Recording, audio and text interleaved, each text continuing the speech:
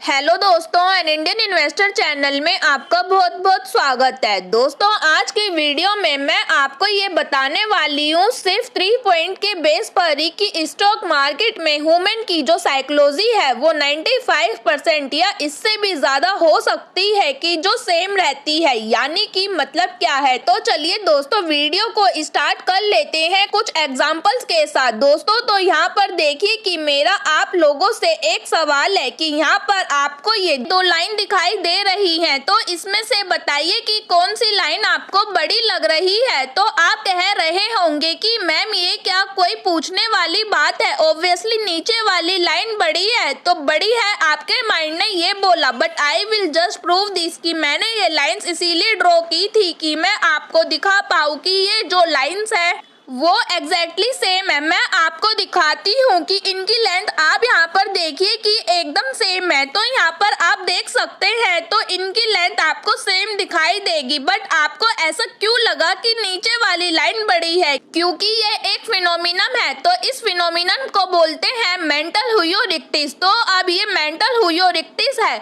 ये आपके लिए ज्यादा टाइम तक ठीक नहीं है दोस्तों, क्योंकि इसका मतलब ये है कि आपका माइंड इंफॉर्मेशन प्रोसेस करने के लिए ज्यादा टाइम नहीं लगाता है कि एक बार में देखकर तुरंत जज करता है कि जैसे ही मैंने बोला कि कौन सी लाइन बड़ी है, कि आपके माइंड ने यहाँ पे कोई भी एक ऐसी लाइन ड्रॉ नहीं करी कि जिससे पता लगे कि ये बराबर हो सकती है। बस एक बार में आपके माइंड ने जजमेंट कर दिया कि ऊपर ऊपर से देखकर कि जो नीचे वाली लाइन है वो ही बड़ी है। तो अब यही लोग जिन्होंने ये सोचा कि नीचे वाली लाइन बड़ी है, तो ये अब शेयर मार्केट में कैसे एडवर्सली यूज करते हैं, तो ये मैं आपको बताती हूँ कि जब हमारा माइंड इंफॉर्मेशन प्रोसेस नहीं करना चाहता तो लोग उस टाइम पर ना फाइनेंशियल प्रोसेस को देखते कंपनी के, ना ही बैलेंस शीट देखते, उसकी पास्ट परफॉर्मेंस को जज नहीं करते, तो सिर्फ ये देखते हैं कि ये स्टॉक अच्छा लग रहा है। सिर्फ एक बार में जज किया और गलत स्टॉक को हम पिक कर लेते हैं, और फिर क्या होता है, फिर हमारे को लॉस होता है। हम टेक्निकल एनालिसिस के लिए टाइम नहीं निकालते क्योंकि उसमें इंफॉर्मेशन को माइंड का प्रोसेस करना पड़ेगा, तो वो डाइनिंग प्रोसेस है दिमाग के लिए। तो जब आप दिमाग नहीं लगाएंगे, टाइम नहीं देंगे, तो इस कंडीशन में आपकी गलती नहीं है, आपका दिमाग है ना जो वो कंडीशन है कि उसने टाइम नहीं लगाना। बट आपको पता है कि अगर हमसे गलती हो सकती है तो हमें वो गलती नहीं करनी है। तो अब हम आ जाते हैं दूसरे फिनोमिनन पर, जिसे हम बोलते हैं संक कोस्ट फैलेसी। तो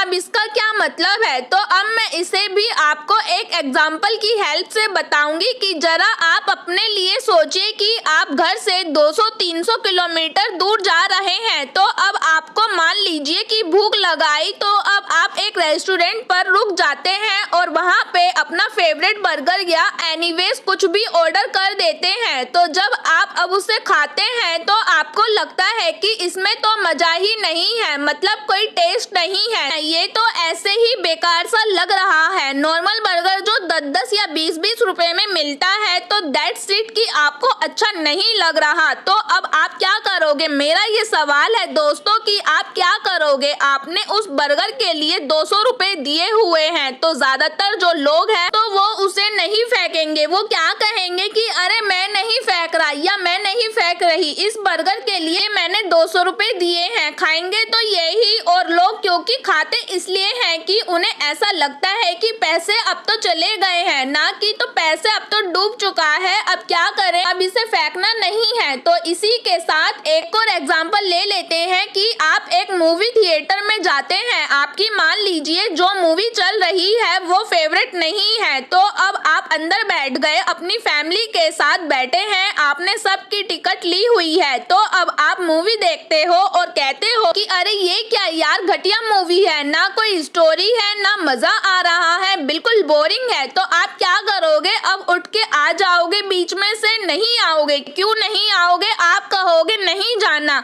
ये क्यों नहीं आप आ रहे? क्योंकि आपके दिमाग को ऐसा सिग्नल मिला हुआ है कि यार पैसे खर्च किए हुए हैं, आपका दिमाग कह रहा है ये कि पैसे खर्च करे हैं तो बेशक 3 घंटे घंटे आप वहाँ पर एसी की हवा में बैठे रहे, चाहे उसके बाद आप कुछ भी बोले कि मूवी बेकार थी, ये था वो था, बट फिर भी आप बीच से उठ के नहीं आओगे। पैसा डूब गया बट भी आप लोग लगे रहोगे। एंड तो सेम ऐसा ही शेयर मार्केट में होता है कि हम शेयर्स खरीद लेते हैं ऐसी कंपनीज के जिसमें हमें नुकसान हो रहा होता है, बट लॉस हो रहा होता है, तो तब भी आप उसे सह रहे होते हो क्योंकि आपका लॉस हो रहा है। जिन शेयर्स में आपको प्रॉफिट होता है उनके लिए आप रुकते नहीं हो, यानी कि प्रॉफिट हुआ, प्रॉफिट बुक किया, बेच दिया, और अगर अब ये नीचे आ गया तो चलो जी 100 रुपए का खरीदा था, ये अब हो गया 120 का, तो कोई बात नहीं, प्रॉफिट तो हुआ, मतलब कि तो यहाँ पे प्रॉफिट बुक कर देते हैं क्योंकि अगर ये दोबारा से 110 पर आ गया तो नुकसान हो जाएगा हमारा, तो यहाँ पे तो प्रॉफिट बुक कर दिया। बट जब वहाँ पे लॉस हो रहा होता है तो हम लॉस के लिए वेट कर रहे होते हैं क्योंकि पैसा तो लग चुका है ना, तो आप लोग वेट करते भी हो लेकिन बीच में कोई एक्शन नहीं लेते हो। जैसे कि मूवी में भी बीच में नहीं निकले तो शेयर में भी जब तक वो बढ़ेगा नहीं तब तक पड़ा हुआ है। तो जब प्रॉफिट हो रहा था तो तब जो आपने ऐसा नहीं सोचा, एंड ये जो ह्यूमन साइकोलॉजी है आप अगेन अपने लिए है कि रिजर्व तरीके से यूज कर रहे हो, बट आप ये नहीं जानते कि इसे अपने फेवर में भी यूज कर सकते हैं। एंड थर्ड फिनोमिनन जो है वो ये है कि लॉस एवर्शन। लॉस एवर्शन का मतलब क्या होता है कि ह्यूमन बीइंग्स चाहे कुछ भी हो जाए हम लॉस बर्दाश्त नहीं कर सकते। लॉस में हमें पेन होता है और हमें प्रॉफिट में प्लेजर होता है, मतलब कि प्रॉफिट होता है तो हमें खुशी होती है कि हमें प्रॉफिट हुआ है। बट मैं आपको बता दूं कि प्रॉफिट पर अगर आपको 1x खुशी होगी तो यहाँ पर आपको लॉस में 3x मतलब 3 गुना, यानी कि डेफिनेटली है कि जब लॉस होता है ना तो दिमाग को बहुत बुरा लगता है कि यार मेरा लॉस हो गया। बट अब इस लॉस को प्रोटेक्ट करने के लिए लोग क्या करते हैं कि एक शेयर खरीदा 100 रुपए का, लेकिन अब वो घट गया, अब हो गया वो 95 रुपीज का, तो यहाँ पर जो है ये लॉस हो रहा है। तो अब यहाँ पे आपने इसकी कितनी भी क्वांटिटी खरीदी हुई है, तो जैसे कि आपने यहाँ पर 1 लाख रुपए डाला हुआ था वो 95 का हो गया, तो लॉस हो गया कितने का, 5000 का। तो आप यहाँ पर क्या सोचते हैं कि 5000 का लॉस हो गया, तो इस लॉस को पूरा करने के लिए तो लोग क्या करते हैं, अगेन एक बार 95,000 में 1000 शेयर खरीद लेते हैं, तो जो हमारी एवरेज है वो बढ़ जाएगी। इसका मतलब कि 100 रुपए की जो एवरेज है वो नहीं रहेगी, जो भी आएगी एवरेज अब यानी कि 97.5 आ जाएगी, तो एवरेज जो है वो आउट हो जाएगी। तो इसका मतलब ये है कि शेयर 98 तक भी पहुंच गया तो भी हमारा प्रॉफिट हो जाएगा, लेकिन मान लेते हैं कि ये 95 से 90 पर चला गया तो ये